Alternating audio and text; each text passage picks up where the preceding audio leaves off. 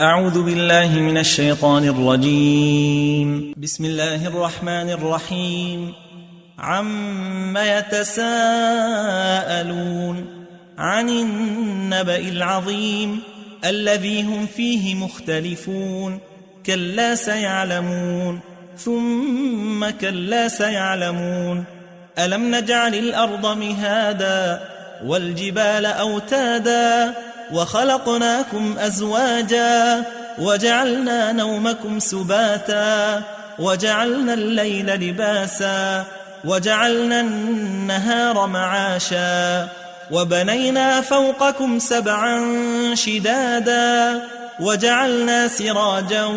وهاجا وأنزلنا من المعصرات ماء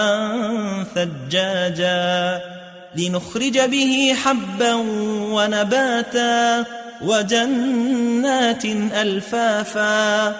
إن يوم الفصل كان ميقاتا يوم ينفخ في الصور فتأتون أفواجا وفتحت السماء فكانت أبوابا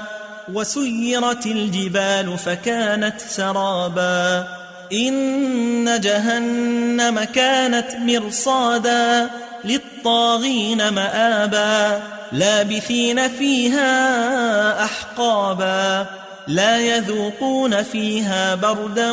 ولا شرابا إلا حميما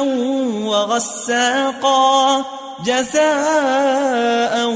وفاقا إنهم كانوا لا يرجون حسابا وكذبوا بآياتنا كذابا وكل شيء أحصيناه كتابا فذوقوا فلن نزيدكم إلا عذابا إن للمتقين مفازا حدائق وأعنابا وكواعب أترابا وكأسا دهاقا لا يسمعون فيها لغوا ولا كذابا جزاء من ربك عطاء حسابا رب السماوات والأرض وما بينهما الرحمن لا يملكون منه خطابا يوم يقوم الروح والملائكة صفا لا يتكلمون إلا من أذن له الرحمن وقال صوابا ذلك اليوم الحق فمن شاء اتخذ إلى ربه مآبا إنا